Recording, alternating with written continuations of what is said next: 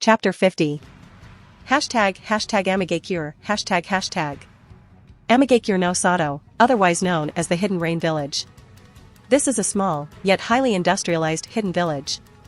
Its architecture is composed of several metallic skyscrapers with road ducts connected to them and many power lines surrounding. As its name suggests, it rains almost constantly due to a storm above the village. All the water seemingly ends in a large lake that surrounds the village. History has always been grim for this village. Located in the middle of the 5 great nations didn't exactly help much either. While this location was excellent as it provided good trade routes that boosted the village's economy, it also had problems, and the main one was war. The Rain Village, and many other small villages, would always get caught in the battles of the Great 5 Nations. Even if they chose to remain neutral, they were dragged into endless conflict until one side admit defeat. This was what had happened during the last Great Ninja Wars.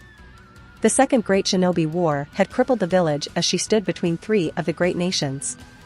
Konoha, led by Sarutobi Hiruzen, the Sandaime Hokage, Iwa led of Oinoki, the Sandaime Tsuchikage and Suna, led by their Sandaime Kazekage and wielder of the Iron Sand bloodline. AIM and their leader Salamander Hanzo was forced to participate in this battle, and during it, the Sannin were born. And then came the third and last Great Ninja War. A war that managed to involve all of the 5 great nations. Out of those 5, the Fire and the Earth country clashed with unprecedented fierceness, and AIM paid the price by being the battlefield. By the end of it, the Hidden Rain Village was in total chaos. Thousands dead and even more injured. The surviving became nothing more than war refugees, surviving as the years passed by. Eventually Hanzo was removed from power by none other than Uzumaki Nagato, or as he is known, Pain. He defeated and killed Hanzo and every one of his followers, becoming the new leader of the Rain Village. Pain, the self-entitled god of peace, rules the Rain Village with by an iron fist, and anyone who disobeys him gets killed. The Deva Path, or Yahiko's body being controlled by Nagato, stood in the tallest building in the village. Pain's Tower, as the building was called, from there Nagato could see to the far ends of his village, right to the gates. It made him a higher power to anyone below as he stood watching over his village, untiring and unyielding. Good job. Pain turned around from his balcony on the tower to gaze at the owner of the voice. Toby was standing in the room wearing the usual black cloak with red clouds and, as expected, his orange mask in place, with the right Sharingan glowing behind it. Toby, Pain said as he watched the man slowly approach him. With the Sanbai captured, we now have 5 of the 9 Bijus. Nibi from Kumo, Sanbai and Rokubi from Kiri, and the Yonbi and Gobi from Iwa, Toby said, and Pain nodded. The Akatsuki had already captured 5 of the 9 Biju. They had targeted these Jinchurikis since they had no backing from their village. Utakata, Rashi, and Han traveled alone through the elemental nations, making them easy targets for the Akatsuki members. The Sanbai was released, so Pain took him down and captured him. And Yujito had simply been ambushed in a mission and thus giving Akatsuki the Nibi. What will we do about the rest? Pain asked. The Hachibi will be harder to get since we will most likely have to go through the Raikage as well. Then we will need the Ichibi, Nanabai, and finally, the Kyubi, Pain said, and Toby nodded. Neither of those 4s will be easy to take. The Raikage will be a problem and the Kyubi brat has grown strong, Toby said, sighing. We already have the Kyubi's chakra from that fire temple kid Sora sealed in the statue, Pain neutrally said, but Toby chuckled. And you think Naruto will just stand by and watch us take the other Biju? For reasons I don't understand, he made it his personal mission to stop us. You heard what he said at the meeting, he's going to hunt us down, Toby chuckled, but Pain remained unchanged. No one will stop my quest. Anyone that becomes an obstacle will simply be removed with extreme prejudice, Pain replied in his monotone voice until his Rinnegan began glowing as he focused on Toby. Even you, Toby. I know that you are not Uchiha Madara like you claimed, and, frankly, I don't care as long you stay out of my way, Pain said, and Toby chuckled. You forget your place, Nagato, Toby warned. I was the one that taught how to properly control the Rinnegan. You should be more respectful to your betters, Toby said with his Sharingan glowing a menacing red. It doesn't matter, since our interests are aligned, Toby replied, not wishing to push Pain too far from his control. For now, Toby added in thought, as he could always kill him should it be necessary, and take the Rinnegan for himself. How are you planning on getting the remaining 4's Bijus? Pain asked, curious about Toby's plans. Toby began but was interrupted when he felt Zetsu approaching. Strange, Toby thought as he hadn't requested anything of Zetsu as of late. What is it? Toby asked, annoyed since as he was interrupted. I should tell you that Sasuke is dead, Zetsu replied, and Toby's eyes widened. What? Toby yelled in outrage. What happened? Toby asked, completely bewildered. He couldn't fathom how could Sasuke had died. Explain now, Toby yelled, glaring at Zetsu, who seemed to remain calm and unaffected. He died in his battle with Itachi, Zetsu simply replied, and Toby's jaw dropped. Take it from the beginning, Toby ordered as he calmed himself down. I cannot explain any further, Zetsu said, and Toby raised an eyebrow. And why not? Toby asked, irritated. Because Naruto-sama ordered me not to, Zetsu replied, and Toby scowled. The blonde had yet again interfered with his plans. Looks like things are coming to bite you on the ass, Pain said as he bit back a chuckle. The whole persona of Toby, being Madara, had begun crumbling down the moment Naruto revealed his grandfather back in the Chunin exams, 3 years ago. Tisk, Toby sighed in annoyance. That blonde brat is always where he shouldn't be. Where is Itachi now? Toby asked, wanting to get some answer from him. He returned to Konoha, Zetsu replied, and Toby sat down as he began to nurse his temples. This isn't going well, Toby sighed. He had everything planned out until Naruto started making a mess of everything. Even now, almost 17 years of planning to get Sasuke just washed away with him getting killed. I could bring him back if you wished, Pain offered, and Toby sat up at the realization that Nagato could bring him back, although at the cost of becoming even more fragile. Where is Sasuke's body? Toby asked towards the white plant on the ground. Reduced to ashes, Zetsu simply replied. I guess it can't be helped, Toby said as he walked into the balcony and overlooked the city. In the end, he was just another pawn, Toby thought to himself. You were saying about the other Bijou, Pain said as Toby refocused on their current objective. Since Itachi has betrayed us, that leaves one man shorter. I'll be heading to my hideout and I will begin preparing the Zetsu army. We will need all the numbers we can, Toby explained. Are you heading towards the mountain's graveyard? Pain asked, but Toby shook his head in denial. No. I will be at my main hideout.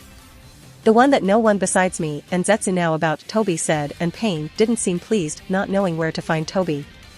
Until then, Toby said and warped away. Few days later, Toby watched as the Geto Mazo statue slowly funneled chakra into the white Zetsu. Several white Zetsu were being produced from the chakra generated from the Bijus. It seemed like a factory, and a highly efficient one at that. Bijou had a limitless supply of chakra since, once empty, they would just refill given an appropriate waiting time. How many? Toby asked towards the original Zetsu. Toby was simply watching the events unfold with a smirk. He was literally watching the birth of his army, one that, in time, would be big enough to topple the elemental countries if need be. We have 3,000 as of now, and I estimate we can achieve 5,000 by the end of the week, Zetsu replied, and, although he couldn't see it, he knew that Toby was smiling behind that mask. Excellent, Toby happily replied. I trust they will obey only me, correct? Toby asked and Zetsu nodded. Toby really didn't want for his army to march into the battlefield only to be told to return home by Naruto. I will be at other hideout in the meantime, Toby said and swirled away. Mountains graveyard, Toby arrived at the base of his hideout and simply began walking towards the entrance. He was deep in thought and giddy at the prospect of having his new army that he wasn't really paying attention to his surroundings. Toby kept walking until his foot hit something. He looked down to see that he had kicked an arm and a bloody one at that. What the hell? Toby said out loud as he took in his surroundings, only for his eyes to widen in shock, disbelief and anger. All at the same time. This hideout was the place where the Uchiha clan was living and the very same reason why Toby chose his other hideout to build his army. All around the entrance into the hideout were bodies. Some of them were turned into stone, with shock clearly written into their faces, like they were petrified in an instant. Arms, legs, pieces that he didn't knew they belonged to human body to begin with were sprayed across the grounds.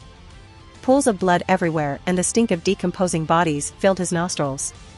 Swords, kunai and shurikens filled the grounds and the massive walls that surrounded the entrance.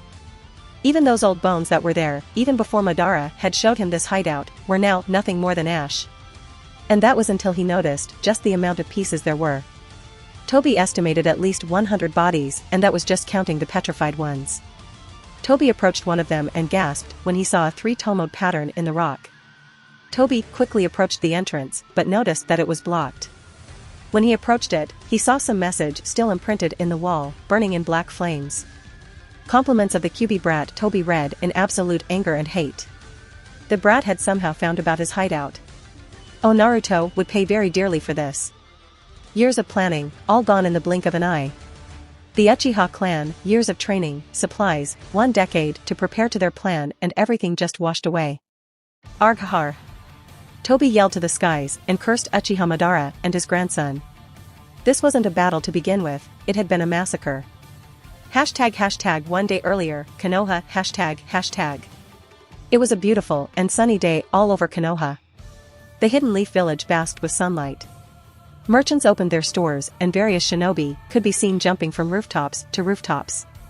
Up in the walls, several shinobi stood guard, watching the horizon for any sign of trouble. This is boring, some Chunin replied as he stretched his arms and popped his back. I hate surveillance gigs, he said. You complain too much, soldier. Eyes front, Ibiki ordered, and the Chunin immediately assumed a correct position. Heads up, Ibiki said, and the Chunin turned to him confused. Swoosh. Wuh, the Chunin cried as he stumbled due to some blonde shinobi blurring in front of him. Who was that? The Chunin asked as he already lost vision of him. The Chunin hadn't even sensed him approach and only caught a glimpse of yellow hair. Senju Naruto, Ibiki replied, making the Chunin's jaw drop. What is he doing here? The Chunin asked. Everyone had heard about the Senju clan heir. Morning workout, Ibiki said, and the Chunin gulped. At that speed? The Chunin asked, stupefied, and Ibiki chuckled. You don't get S-rank status by being lazy, Ibiki explained, chuckling, and made a head motion towards the Chunin, who took a step back as Naruto blurred by them again. That is insane, the Chunin cried in disbelief, and Ibiki chuckled again. Heads up, Ibiki said, but this time, the Chunin caught glimpse of a purple blur. The Chunin spinned around until he dropped on the floor with his head spinning. And that? The Chunin asked. Senju Hinata, Ibiki replied. Senju? The Chunin asked, confused. I'm surprised you don't know. The whole village already knows those two are engaged, Ibiki replied, only to smirk at the Chunin's shocked face. The brat is only 17, the Chunin pouted. ### with Naruto and Hinata ###. How come you didn't wake me up? Hinata asked as she caught up with Naruto. Both of them were running on the walls around Konoha in their warm-up routine for the day. You looked peaceful on your sleep, Naruto replied, looking back. How many laps you have left? Hinata asked. Just the one, Naruto replied, and raised an eyebrow when he saw Hinata smile. Race you home, Hinata said as she blurred away from Naruto and quickly disappeared from view. That's cheating, Naruto yelled as he also picked up speed. ### at the Senju compound ###. I won, Hinata said, smirking as she watched Naruto arrive. You cheated, Naruto pouted. You want to say that to my face? Both Naruto and Hinata heard yelling coming from inside the compound. Both of them opened the door and walked inside to see a strange situation that, funnily enough, everyone saw coming. Both Tobirama and Now were staring at each other with sparks flying across their eyes. Itachi was at the table and could only sigh at their antics. Senju. Uchiha. Both of them yelled as the sparks intensified and their chakra spiked. Can't you keep her in control?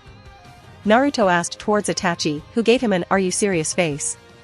I just got my life and I want to keep it, Itachi simply replied. Alright, knock it off, Kushina said, but both Tobirama and Now didn't even move. Don't make me go get my sword, Kushina replied sweetly, making everyone pale.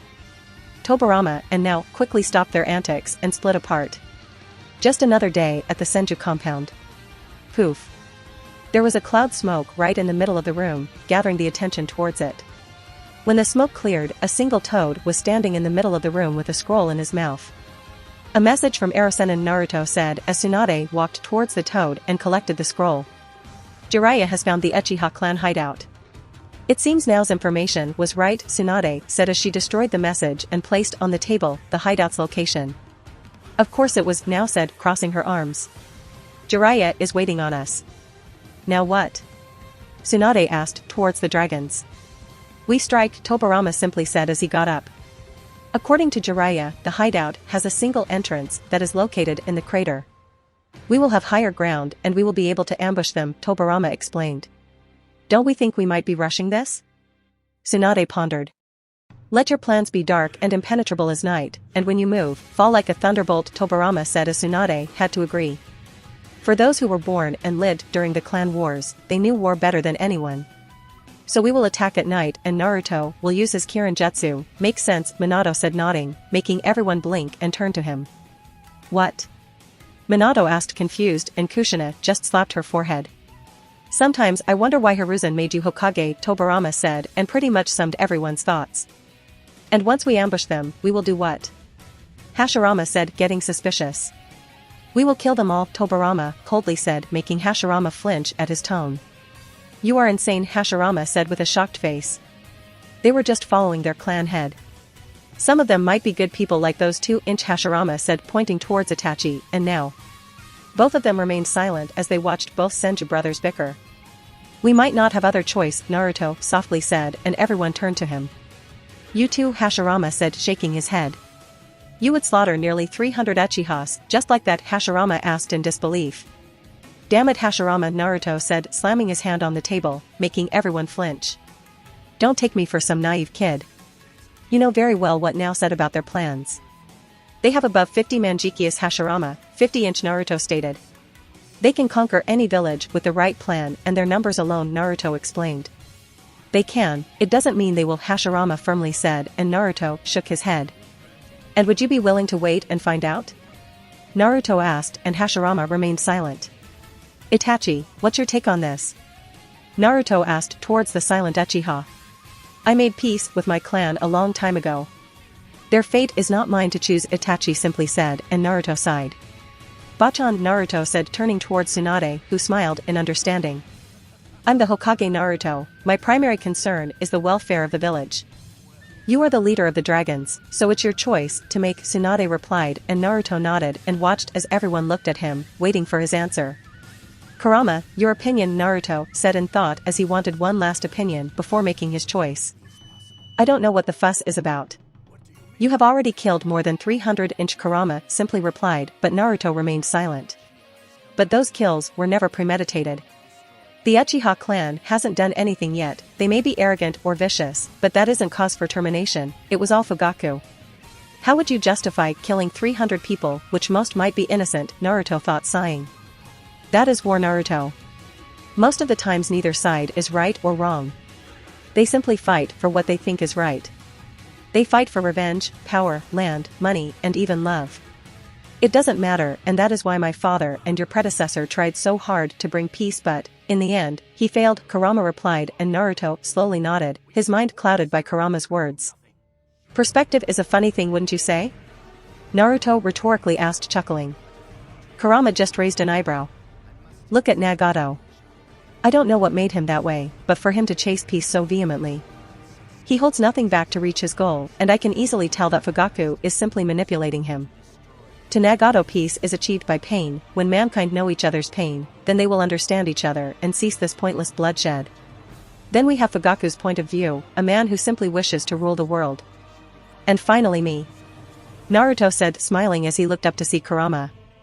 I will bring peace to this world on my own. I will carry this world's hate and lead it to a brighter tomorrow. I will bear the burden of my choices, and I will bring peace to the world in my own way. This world is but an orphan child, and I will unite it under one banner, not through force or an illusion, but through love and understanding, Naruto said as he made up his mind. He would bear the burden, and he alone would suffer with the pain and consequences his choices may bring. There will be no Konoha, no Kumo, no Iwa, no Kiri, and no Suna. There will only be one people, on a lonely planet. There will only be one shinobi, Naruto finished as he looked towards Kurama, whose jaw was on the ground. Why you, Kurama stuttered as he tried to come with the right words. Kurama chuckled as he looked towards the grinning face of Naruto. Then I will help on your quest, as will all of my siblings, Kurama said as he brought his fist down for Naruto to bump it. You have your answer, I see, Kurama said, and Naruto tilted his head on confusion. You are ready to meet him, Kurama said. Me dash. Naruto was about to ask who he was meeting when he simply toppled to the floor unconscious. Naruto. Everyone on the outside world yelled as Naruto fell to the ground. Hinata was already upon him running a diagnose jutsu, but everything seemed fine with him. His heart rate was stable and his chakra network seemed to be running normally as well. Although everything was fine with his body, His conscious mind wandered off into the beyond and into unknown places. "I see you decided to bring him before me," some old man said as he watched the Kyuubi approach him with Naruto unconscious on his head. "Kurama-kun," the old man added, lifting his head and displaying two silvery Rinnegan eyes. The old man floating in front of Kurama had deep wrinkles, a long beard and short light grayish-colored, shaggy hair that spiked up in the front with two distinctive parts of his hair resembling horns and a chin-length braid hanging in front of his left ear. He had pronounced eyebrow ridges with small horn protrusions above them. He also had a Rinnegan-like marking on his forehead. He wore a white full-length cloak, Haori, with a high collar, revealing his necklace with 6 red magatama. On the back of his cloak was a reflection of a seal which had the Rinnegan with 9 magatama in 3 rows beneath it. "Just like you said, old man," Kurama said, giving the old man a toothy grin. "That I did," the old man replied, chuckling as he watched Kurama lower Naruto into the ground. Naruto squirmed on the ground as he seemed too deep into some dream. Hashtag first memory hashtag. "Ka-san, Ka-san," a little kid yelled in glee as he ran through the halls of the palace where he lived. The little boy had short and spiky brown hair, but the most interesting fact about him would be his silver eyes, with several concentric circles around them. "Slow down, Hagoromo-kun," some woman replied with a gentle smile. Hagoromo just grinned as he looked at the smiling face of his mother. She had very delicate facial feature. She had long, sweeping light-colored hair that touched the ground. Most noticeably were 2 horn-like protrusions which stuck out from her head, a trait shared with her son. Her eyebrows were cut very short, an outward symbol of royalty, and she wore a dark shade of lipstick on her lips and a dark shade of nail polish on her long fingernails. She wore the transitional high-collared hime-kimono, which was adored with intricate lines and tomo running down the center and edges of the gown. Look, Hagoromo hurriedly said as he sat on the ground in lotus position. Kaguya, the woman in front of him and his mother, just smiled at the bubbly actions of her son. Hagoromo took a deep breath as he concentrated. A small gust of wind was felt and Kaguya raised an eyebrow as she watched her son start to levitate from the ground. It was nothing more than a simple inch at first, but he kept going higher into the air as the time passed. 1 minute later and Hagoromo was already 3 feet of the ground. "Careful now," Kaguya warned, concerned that her son might hurt himself. "I can go higher," Hagoromo said, desperate to prove himself. In a burst of air, Hagoromo rose nearly 10 feet into the air in the fraction of a second. "See," Hagoromo said, smiling triumphantly. Hagoromo shouted as he lost his concentration in the midst of his own celebration. Hagoromo started falling, but instead of hitting the hard and cold floor of the palace, he found himself on his mother's arms. "My bad," Hagoromo said, chuckling, while Kaguya just smiled. Hashtag second memory hashtag. "This is as far as you will go," a now older version of Hagoromo shouted. He looked like he had just passed his teens and became a young adult. Hagoromo was standing in the way of a colossal beast. The beast was titanic in size, with each limb being just big if not bigger than bijus themselves. The beast possessed visible legs, which it used along with its right arm to stand, as its left arm was missing at the elbow. Its facial appearance was possessed of a single ear on the right side of its head, while its mouth, which contained straight teeth and a nostril, moved to the left side and several horns formed on various parts on its head with 2 underneath its chin. All in all, it was monster in every way of the word. It had no conscience and knew no end. Its only goal was to reclaim what was stolen from him, chakra. With a single swipe of his tentacles, entire continents were split in half, with a mighty roar, oceans were vaporized. Hagoromo was fighting the Shinju, or as most now know it, the Jubi. "Rinbo, Hengoku," Hagoromo shouted as he slammed his staff on the ground and gigantic pulse of gravity was unleashed. The beast, that could easily destroy the lands, was flung back, tumbling through the ground, crashing and destroying mountains until it came to an end, and yet, it seemed unhurt. "To think you were unhurt against such attack," Hagoromo said as he took a deep breath. Sweat was pouring down his face as he stood his ground against the strongest beast alive. "Senpumayo Jinman, Sage Arts, Gate of the Great God," Hagoromo said as dozens of red tories fell from above, pinning the Jubi to the ground. Large red gates pinned his tails, arms and legs as the beast was momentarily trapped. "This should buy me enough time," Hagoromo said as he felt the beast struggle as his gates start to crack. Hagoromo sat on the ground in lotus position as he began to concentrate. Small rocks around him started levitating and a small gust of wind swayed by. Hagoromo slammed his hands together and slowly began to drive them apart. A pitch-black sphere started forming between his hands. A buzzing sound was heard as this black sphere started growing in size, reaching the size of a football until it stopped. Chochibaku Tensei, big planetary devastation, Hagoromo said as he released the black ball and watched it sail through the air and high into the sky. The sphere started glowing and the whole planet started shaking. Chunks of earth, big as mountains themselves, were ripped from the ground, giving birth to gigantic craters. The Jubi broke his restraints and pinned his tails to the ground in a desperate move to secure himself to earth. Nisan now Hagoromo yelled towards his brother who was in the ground in meditative position. Sealing style, Hagoromo's brother said as he slammed his hands on the ground. 16 trigrams divine seal, the brother said as hundreds of purplish chains, almost transparent, rose from his location. These chains quickly made their way towards the Jubi like snakes, they slithered towards their target. The chains wrapped themselves around the Jubi and started siphoning their chakra into Hagoromo, who gritted his teeth, feeling the heavy chakra enter his body. Arg! The Jubi yelled to the skies as the beast started shrinking. The beast's form started wavering and the skin itself started withering away until it remained nothing more than a brown husk, depleted of life. Hagoromo absorbed all the chakra of the Jubi and tumbled forward, using his arms to steady himself and taking deep breaths. Hagoromo looked up at the sky to see the new addiction. A new planetary form had just been created and inside it, the depleted husk of Jubi, sealed away for all eternity. We1 Niisan Hagoromo said as his brother held him by the shoulder. Yes we did, his brother replied smiling as both left the battlefield. Hashtag third memory hashtag. We see Hagoromo again, but this time he was already at an old age. He stood in the middle of a circle with several kanji in it. Around him stood all the 9 Bijou, still young as they had just been born from being split from the Jubi. Shikaku, Matabai, Isabu, Son Goku, Kakuo, Saiken, Chome, Gyuki, and Kurama Hagoromo started as all the Bijou listened in. You will always be together, even when you are separated. And one day, you will all become one, with different names, in different forms than you exist now. And unlike when you were within me, you will be led down the right path. When the time comes, you will know what true power is. Hagoromo said as he released his last breath. All the Bijous bowed their heads to their father.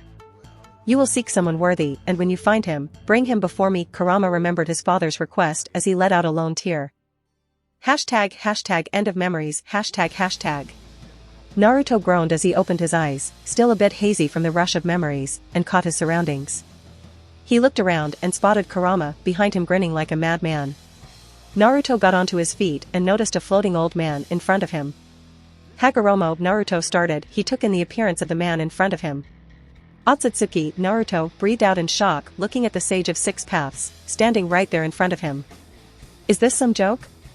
Naruto asked annoyed towards Kurama, who chuckled in return. I assure you, I'm very real, Hagoromo replied as he stopped floating and stood on the ground. It's very nice to finally meet you face to face, Senju Naruto Hagoromo said, smiling as Naruto's jaw dropped. He had very good reasons for it. After all, Hagoromo Akatsuki, father to all ninjutsu and to all shinobi, was standing right in front of Naruto.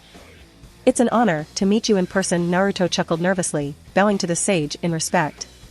How are you here if I'm not so bold to ask? Naruto carefully asked as he didn't want to anger him.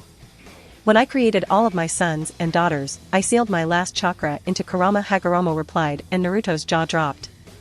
And I gave Kurama the task to find a worthy heir, one that shared my beliefs. I guess you could say it was poetic justice for you to bear the Rinnegan as well, Hagoromo chuckled while Naruto just nodded dumbly. You knew all along? Naruto asked towards Kurama. Of course, Kurama replied, puffing his chest in pride. I kept this fact hidden and searched through the ages for the man my father said that would unite the world and bring peace.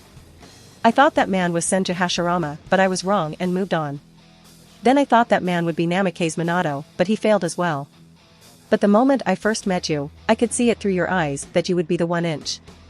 Hashirama is a good man, but he's too soft and forgiving. Minato is exactly like him, strong, caring and forgiving to a fault. Tobirama is the opposite of his brother and Minato.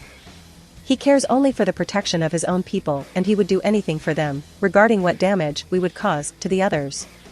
You bear the best attributes from each of them. You do whatever it takes to protect the people you care for, but you still feel bad for any pain you cause to the other side. Even though you are pondering if you should kill the Uchiha clan. It's true they may be innocent, but killing them would a crucial strike against the Akatsuki and Tobi. For some reason, you are able to see beyond that and make choices for the greater good no matter the consequences. A true leader, Naruto, that is what you are. It is a curious thing, Naruto, but perhaps those who are best suited to power are those who have never sought it. Those who, like you, have leadership thrust upon them, and take up the mantle because they must, and find to their own surprise that they wear it well. You speak as if I am a leader. Would a good leader be willing to simply lay waste to innocent men for the greater good? Naruto asked, and Hagoromo smiled. He reminded himself so much in that boy. All the struggles he had endured because of his eyes and powers. We're all human, aren't we? Every human life is worth the same, and worth saving, Hagoromo said as Naruto turned to him. So should I just ignore the fact they betrayed the village and went to work towards a man that killed thousands of innocent people? How do you know when it's right to kill, most likely, innocent people? Naruto asked, and Hagoromo smiled. That is your choice to make, Hagoromo said, and Naruto groaned. Give me some answers, old man, Naruto complained. You are older, wiser, and more powerful than me, Naruto said, but Hagoromo only chuckled. You are right on 2 counts. I am older, Hagoromo said, flicking a string of his gray hair. And I am wiser, since you are nothing but a knucklehead, Hagoromo said, chuckling as Naruto's eyes twitched. But I am not more powerful than you, Hagoromo said, and Naruto's jaw dropped. But, Naruto stuttered at Hagoromo's outrageous claim. You created the moon. While I am strong myself, I could never achieve something like that, Naruto said, refuting the old man's claims. It always seems impossible until it's done. Hagoromo said, and Naruto pondered if he would be able to do such feat. He was broken from his thoughts when Hagoromo started walking towards him. Hagoromo arrived near him and placed a hand above his chest. I can feel it, and you can as well. You are stronger than me, Hagoromo said, smiling as he watched Naruto slowly nod and agreed with him. You still didn't answer my question, old man, Naruto said knowingly as the sage chuckled. My life ended many centuries ago, Naruto. It's your turn to watch over the world. I can show you the path, but only you can walk on it, the sage replied, and Naruto groaned. It looked like no one was going to give him straight answers. So should I just kill them and be done with it? Naruto pondered. Is it the possibility of regret you fear? Hagoromo asked, and Naruto slowly nodded. Real leaders must be ready to sacrifice all for the happiness of their people, Hagoromo said, and Naruto chuckled. You are right. I would do everything for the happiness of my people, but what about the others' happiness? Naruto countered. We could stay here all day long arguing about philosophical points of view and never reach the right answer. Every choice you make will have its consequences. It's how you deal with them that defines who and what you are, Hagoromo explained, and Naruto nodded. I will stick by my choices, and I will finish what you started. I will unite the world under a single banner, and the world will know peace, Naruto said, grinning, making Hagoromo nod his head. It's time for me to leave, Hagoromo said, smiling as he lifted his hand onto the air.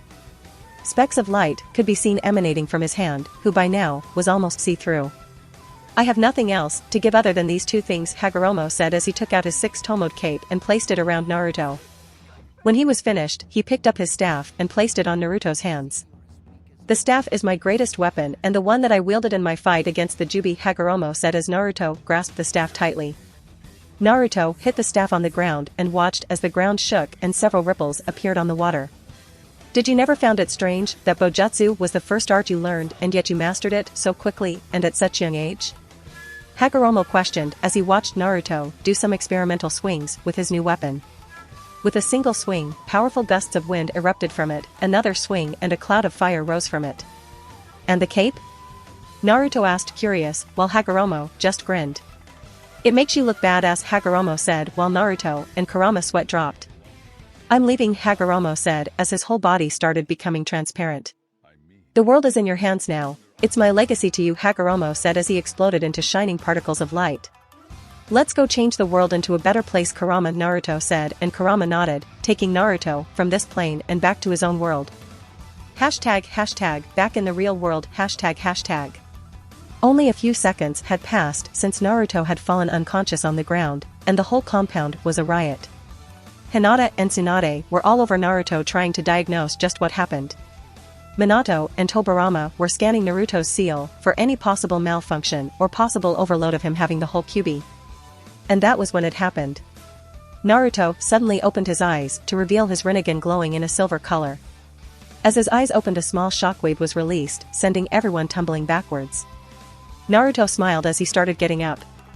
Everyone watched in shock as a white cape started manifesting itself all around Naruto. He now wore a white full-length cloak with a high collar, with several black magatamas. On the back of his cloak was a reflection of a seal which had the Rinnegan with 9 magatama in 3 rows beneath it. As if things couldn't get any weirder, a metal staff started forming in his right hand. To some it would seem like some piece of metal, but it was so much more. It was lighter, but stronger than steel.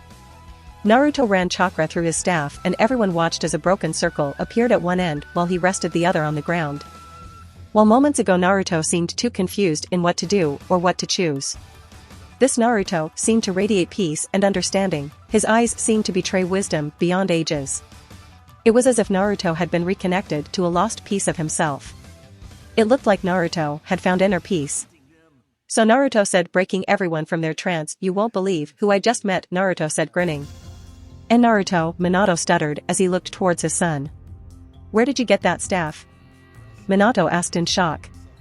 There wasn't much information regarding the Sage of the Six Paths, but anyone shinobi worth his salt would at least know the legend that created chakra.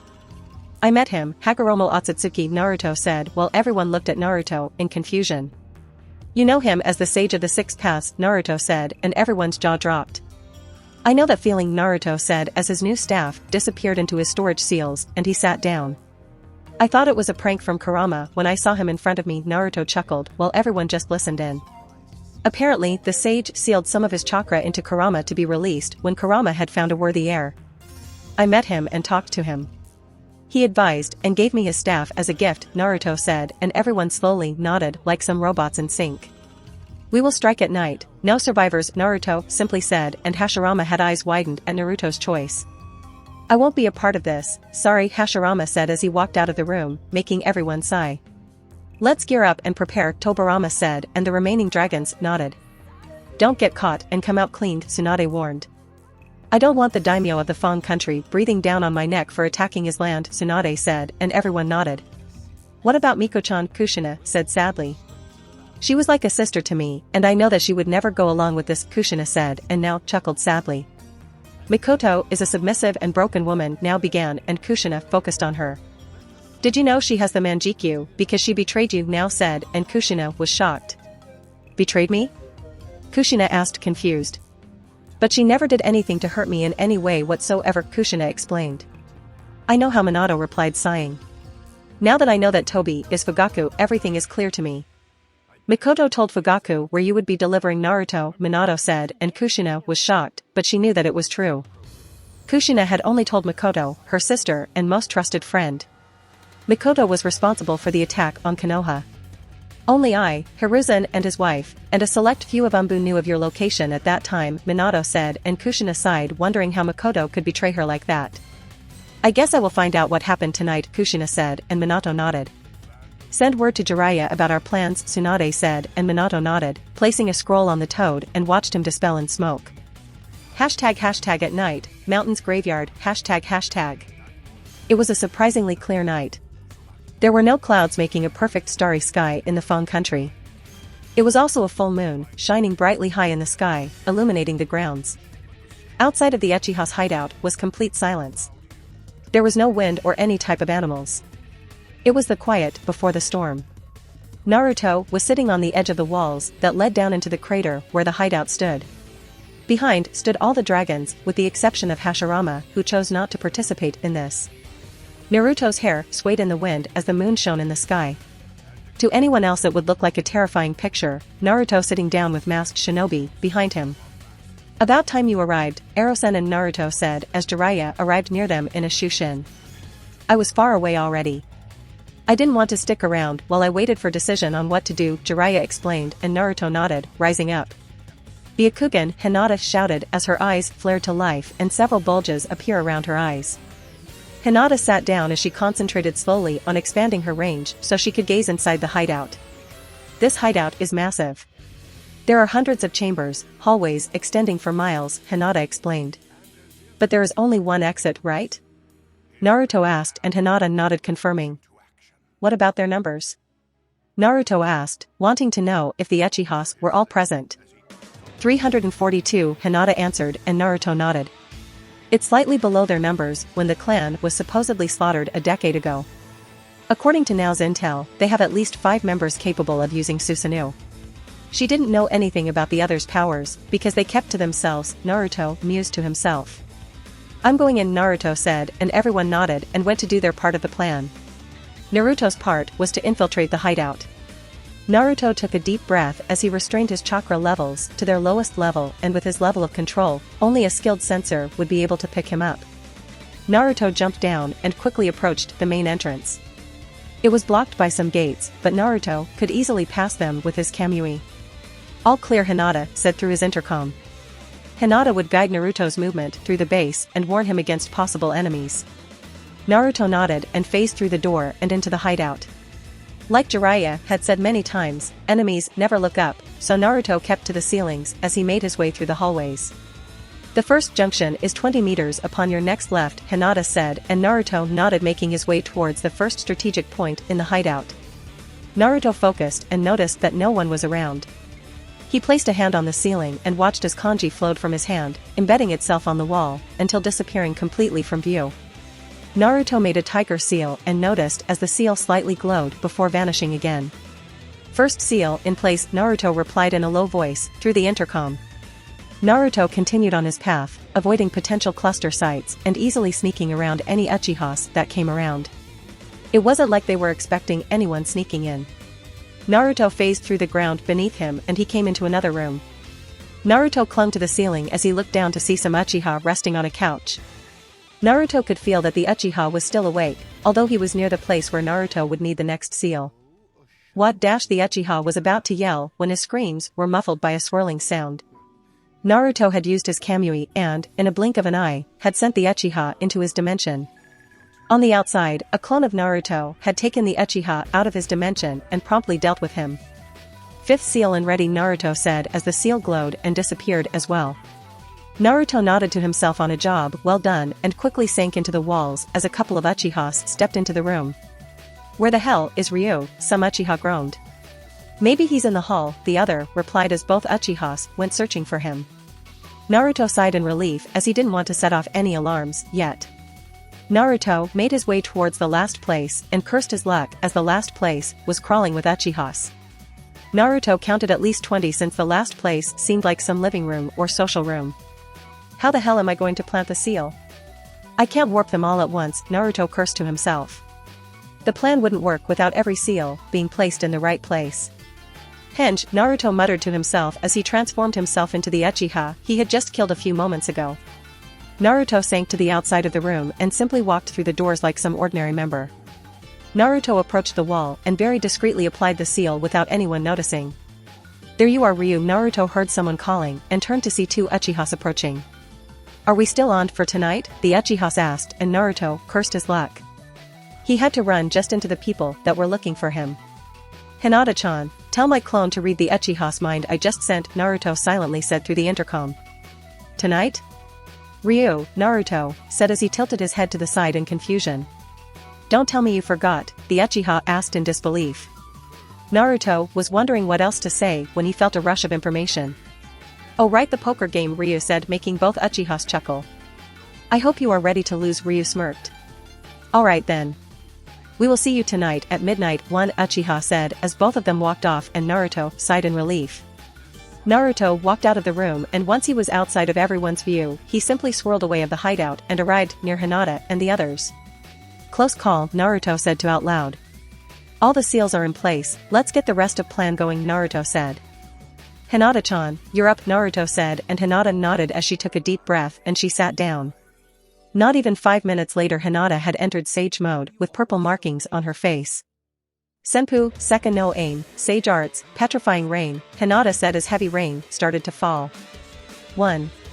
Mito, place a barrier around Hinata-chan since she's vulnerable when using this jutsu, Naruto said towards Mito as he looked towards Hinata who sat on the ground completely still. Naruto channeled chakra into his right hand and sent a beam into the sky. From the dark clouds of rain, several thunders roared as they lit up the night sky. Everyone turned to Naruto in confusion as his Kirin Jutsu wasn't part of the plan. Just in case, Naruto said, and everyone did their part. We are ready, Tobirama said, and Naruto nodded as he brought his right hand and made the tiger seal. Activate, Naruto said. Deep inside the hideout, the seals started glowing and the ground started vibrating slowly. Only a few seconds later, the whole cave started shaking. This place is caving, some Uchiha said as specks of dust fell from the ceiling. Everybody out, the Uchiha yelled, and everyone started running outside so that they didn't get crushed to death. Little did they know that inside was still safer. We made it, some Uchiha said as he jumped outside, taking deep breaths. Rain, the Uchiha muttered as he looked up to see heavy rain and thunders.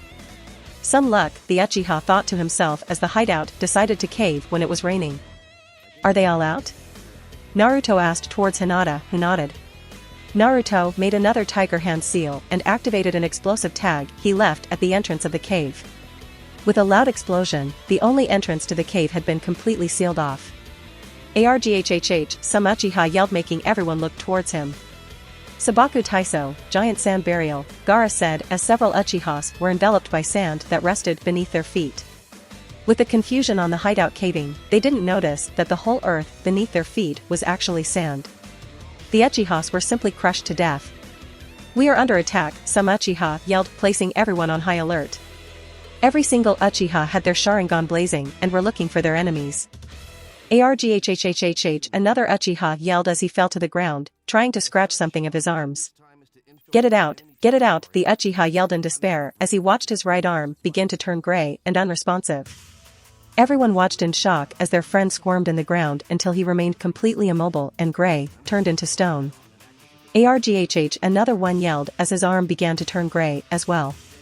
The Uchiha fell to his knees as he tried to ignore the pain. Another Uchiha decided to take matters onto his own hands and took out his blade. In a burst of speed, he sliced the dying Uchiha's arm off. The arm fell to the ground as it turned completely into stone.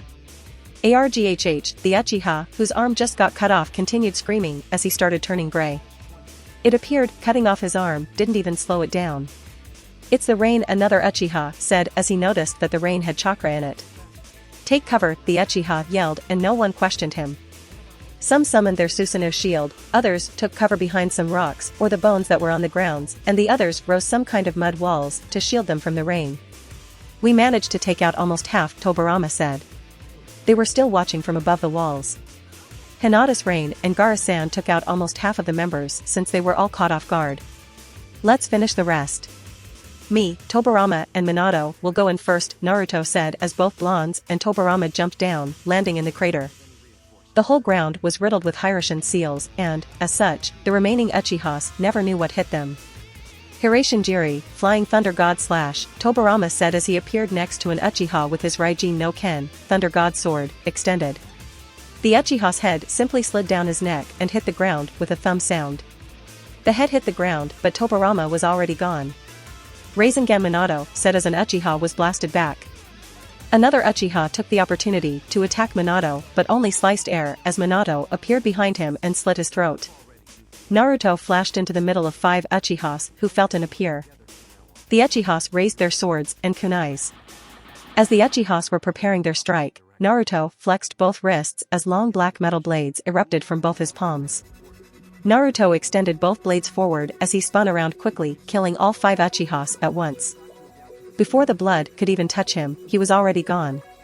I know that you are there, come down, Mikoto said with her manjikyu glowing and a red rib cage around her. Mikoto watched as one shinobi jumped down from the roof and landed in front of her. The shinobi bore blood-red samurai-styled armor with a dragon symbol emblazed in the chest plate. The shinobi had long red hair and had an equal-colored mask covering his face. You can take your mask off. I know who you are, Kushina, Mikoto sadly said and watched as the shinobi's mask fell to the ground, revealing Kushina, who had a sad expression at seeing the person she considered a sister. I don't know how you are alive, but it's good to see you again, Mikoto said, smiling. Did you really tell Fugaku where I was giving birth? Kushina said with a neutral face. Mikoto only nodded. Why did you do it? Kushina asked, frowning. I thought we were like sisters, Kushina said. What would you choose, Kushina? Mikoto asked, but Kushina was confused. Minato or Konoha, Mikoto added, and Kushina remained silent. I chose to stay by my family's side, but now I regret it, Mikoto sadly said. You can put all of this behind and come with us. It's not too late, Miko-chan, Kushina desperately said, and Mikoto gave a hollow chuckle. Always the forgiving heart, Mikoto said, smiling as her eyes glowed and her Susanoo increased. An arm sprouted from her Susanoo and a red saber appeared in its hand. Futon no Yoroi, wind armor, Kushina said as her body became surrounded by a ghostly white aura. Mikoto swinged her sword but caught only air as Kushina was long gone. Her wind armor drastically reduced wind resistance, allowing Kushina a large boost in physical speed. Wind slash, Kushina said as she channeled Churka through her katana, giving it a blue hue. Kushina flicked her blade and released a blue wave. Mikoto brought her saber and simply broke it like nothing. Mikoto's Susanoo raised her saber and was about to swing it down when several golden chains sprouted from the ground, wrapping itself around her arm and pinning her Susanoo to the ground. Miko-chan, stop this, Kushina pleaded, but Mikoto just smiled sadly as she blurred through hand seals. Katan, Fukaki no Jutsu, great fireball technique, Mikoto said, taking a deep breath and unleashing a torrent of flames. The flames washed into the ground but only hit Kushina's after image. Kushina's sword glowed a brighter blue as she reappeared next to Mikoto's Susanoo and sliced its arm off. The Susanoo's arm fell to the ground and simply faded from view as another one was born. Mikoto dropped her Susanoo as the chains fell to the ground and retracted back into Kushina. Kushina flexed her blade forward and channeled a large amount of chakra through her body. Dragon dive, Kushina said as she exploded from her location, flying forward at blinding speeds towards Mikoto. Mikoto smiled sadly as her Manjikyu pattern seemed to change. Kuranasu, god of time, Mikoto thought to herself as her eyes pulsed. She saw Kushina begin to slow down until she stopped. Mikoto looked around and even the rain seemed to stop and over in the air. All around her, everything had come to a halt. I'm sorry, old friend, I hope you can forgive me, Mikoto sadly said as she placed herself right in front Kushina's sword. Why do you wish to die? Naruto asked as he suddenly appeared next to both women. Mikoto's eyes widened when she saw Naruto. How can you move? My ability can slow down time to the point that everything stops, Mikoto said, surprised. I can do something similar, so I easily felt what you were doing, Naruto chuckled, and Mikoto was surprised to see another time-related ability. You didn't answer my question though, Naruto said, and Mikoto lowered her head. I deserve it. After everything I did, all the lives that were lost, because of me. I just want to lay it behind me and rest, Mikoto said sadly, and Naruto nodded, allowing Mikoto to make her own choices. Thank you, Mikoto said as she stopped her jutsu, and Kushina pierced Mikoto's chest with her sword. And no, Kushina said in shock as she delivered a fatal blow to Mikoto. She didn't understand what happened. One moment Mikoto was far away from her, the other she was right at the tip of her blade. Why? Kushina asked, sobbing as her friend laid at the death's gates. Cough, it was my choice, Kushina-chan, Mikoto said smiling as a trail of blood ran down from her mouth. Do you forgive me? Mikoto barely managed to get out. She could feel her life slipping away. Of course I do, Miko-chan, Kushina said, and Mikoto let out her last breath. Kushina lowered her body's friend to the ground and looked at Mikoto, who had a gentle smile in her face. Naruto, Kushina screamed, and in a flash Naruto was by her side. What happened? Naruto asked, fainting confusion. Bring her back, Kushina said as tears ran down her face. No, Naruto simply replied, closing his eyes. As much as it hurt him to see his mother in tears, he wouldn't change Mikoto's choices. What? Kushina roared, getting up and standing at Naruto's level. Bring her back, Kushina ordered, but Naruto remained still. Kushina jumped towards Naruto in rage, who simply held her as she weakly punched his chest. Please bring her back, Kushina pleaded, and Naruto shut his eyes to stop tears from coming out. I know it's hard, but she chose this fate. Accept it and honor her memory, Naruto said, and simply held Kushina as she cried openly. A few minutes later Kushina had calmed down and both son and mother split. Feeling better? Naruto asked with a small smile while Kushina just stared at Mikoto's dead form. It's done, Tobirama said as he arrived near Naruto. He looked around to see that the Uchiha clan had been decimated. What about the bodies? Tobirama asked. If your opponent is of a choleric temper, seek to irritate him, Naruto said, and Tobirama raised an eyebrow. Leave them behind as a message to Fugaku, Naruto said, and Tobirama shrugged his shoulders. He couldn't care less. No, Kushina softly said. I want to bring Miko-chan with me and give her a proper burial, Kushina said, and Naruto nodded smiling as he tossed Kushina a sealing scroll. The Uchiha clan, one of the strongest clans in the whole elemental nations, one of the founding clans of Konoha, possessing of hundreds of members and bearer of the Sharingan bloodline, had been massacred in a few minutes. Name, Senpu, Second no Aim, Sage Arts, Petrifying Rain. Rank, S rank. Requirements, Senjutsu, High Water Affinity. Class, Offensive. Users, Senju Hinata. Hand Seals. Description, Hinata channels chakra to bring forth clouds of rain. The rain is imbued with Senjutsu chakra that gets absorbed into everything it touches. Any enemy shinobi that gets hit by the rain gets petrified. It takes a longer to petrify the enemies using the rain, and Hinata needs to be stationary as the rain needs constant influx of Senjutsu chakra. Senju Hashirama, in reference to Naruto. Taijutsu, 0.6. Ninjutsu, 0.5. Genjutsu, 0.2. Intelligence, 0.7. Strength, 0.5. Speed, 0.5. Chakra levels, 0.7. Senjutsu, 0.8. Fuinjutsu, 0.2. As suggested by Atlanram. Sex appeal, in reference to Naruto, 0.7. If you want to support me, check out my Patreon at https://www.patreon.com/Kaioshin. I tend to polls that decide important plot stuff in my P at Trian. Many thanks to my awesome patrons. Wilnet Duverne. Yami Tancho. Harold's Martinsons.